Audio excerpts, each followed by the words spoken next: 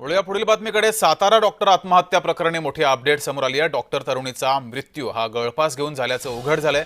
मयत तरुणीचा postmortem report हा पोलिसांना प्राप्त झालाय। यामध्ये या बाबत संपूर्ण खुलासा समोर आलाय। मृत डॉक्टरच्या शरीरावर इतर कोणताही आघात झाला नाही। तसंच बनकर बदने आणि मृत डॉक्टरचे सीडीआर पोलिसांच्या हाती लागलेत।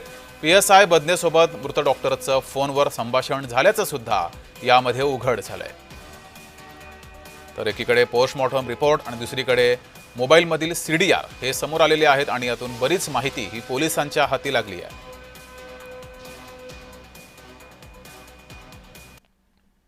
अधिक माहिती घेऊया। आपले प्रतिनिधी आमिर हुसेन आपल्या सोबत जोडलेत। आमिर, एकीकडे पोस्टमॉर्टम रिपोर्ट समोर आलेला आहे, दुसरीकडे मोबाईलमधील सीडीआर सुद्धा, कॉलिंगचे सीडीआर समोर आलेले आहेत। दिवसभरात काय काय घडलंय या संदर्भातील अपडेट?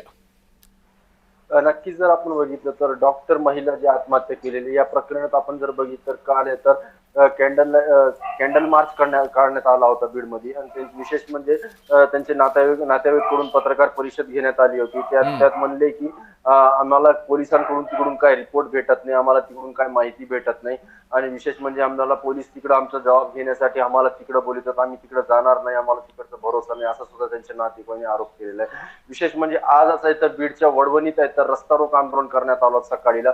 बीड परली हा हायवे 2.5 ते 3 तास बंद होता। त्या ठिकाणी अनेक आंदोलक आले होते।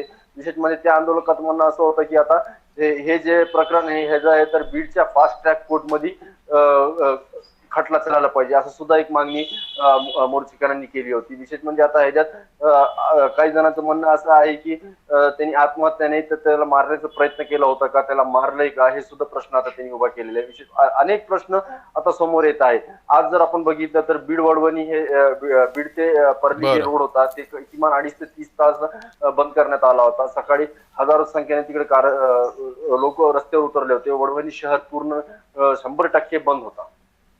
ठीक आहे, धन्यवाद आमिर दिलेल्या माहितीबद्दल।